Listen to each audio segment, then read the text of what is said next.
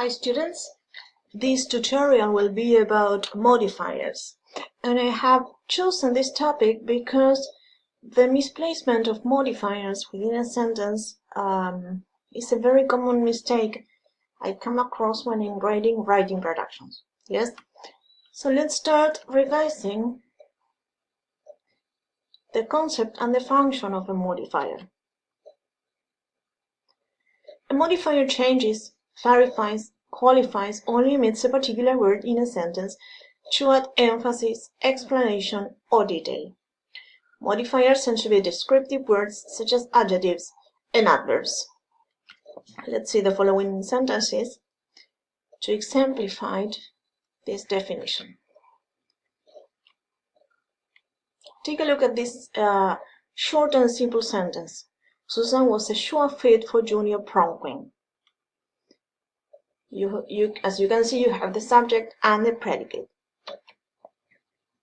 Here, multiple modifiers have been added, and as you can see, we have the same sentence components as in the first example, but it is a longer sentence indeed. So, multiple modifiers not only make a short, simple sentence longer, but they add color, complexity, and content, which is a very important issue. I would like to bring about the concept of clarity. You know that clarity is a characteristic of a speech or prose composition that communicates effectively with its intended audience. And the qualities of clearly written prose include a carefully defined purpose, logical organization, well-constructed sentences, and precise word choice. Now, the relationship between clarity and the correct use of modifiers has to do with the fact that clarity is related to modifiers in the sense that writing with clarity means making sure that connections between modifiers and the words they modify is clearly understood. Now let's move on. Here we go. Mistakes with modifiers fall into the following two categories: misplaced modifiers and dangling modifiers. Let's see the first one. Let's see. A little bit. Many politicians play tennis in the Congress. And then, second, many politicians in the Congress play tennis. In this case, in this example, you can see that a misplaced modifier means that a modifier's position within a sentence makes its meaning unclear and can even alter the meaning completely. If you pay attention to this first sentence, many politicians play tennis in the Congress, it implies that there might be tennis courts in the Congress, right? Which is not correct. If you change the position of the modifier, as in this case in the second sentence, meaning is clearer.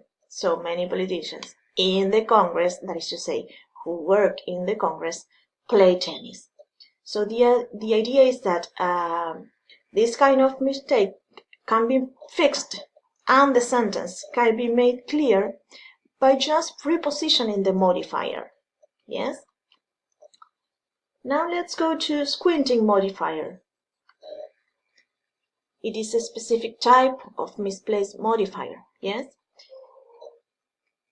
And it takes place when a modifier seems to modify more than one element in a sentence.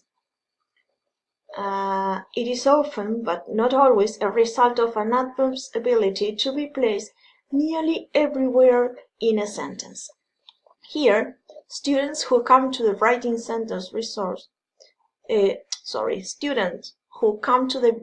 resource center often can improve their writing skills. Which is the word that is misplaced in your opinion?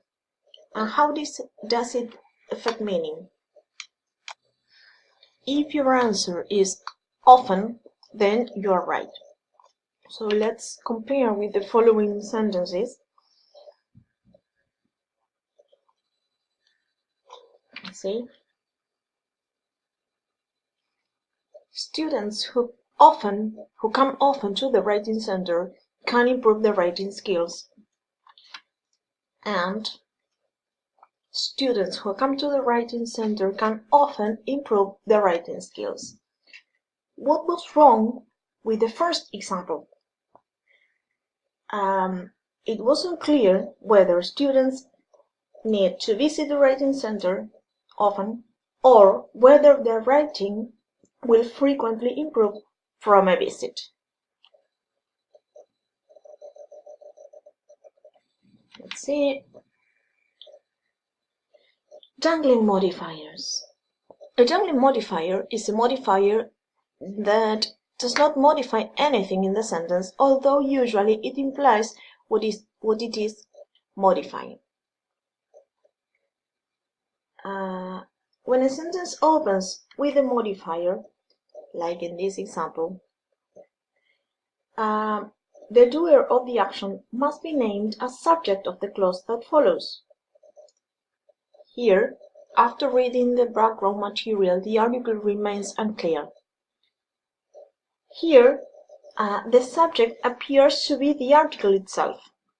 So, to fix this, you must add a proper subject. Yes, so after reading the background article, I found the article unclear. This is the correct version of the previous example.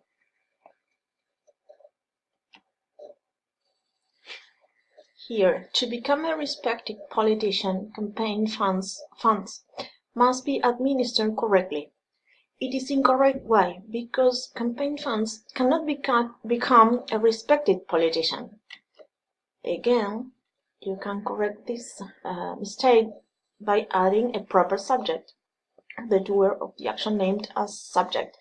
To become a respected politician, you must administer campaign funds correctly.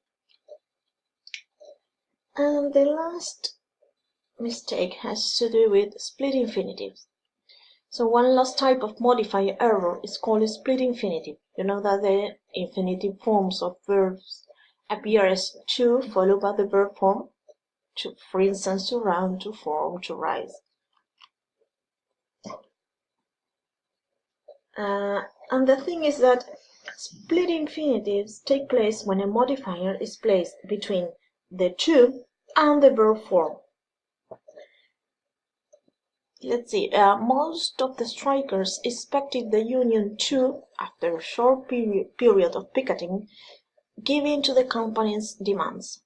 This is incorrect, and there is a split infinitive mistake. Why? Because here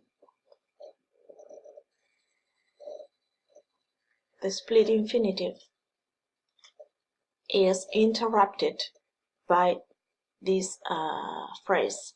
Yes, the correct version would be, after a short period of picketing, most of the strikers expected the union to give in to the company's demands. So we placed this prepositional phrase at the very beginning.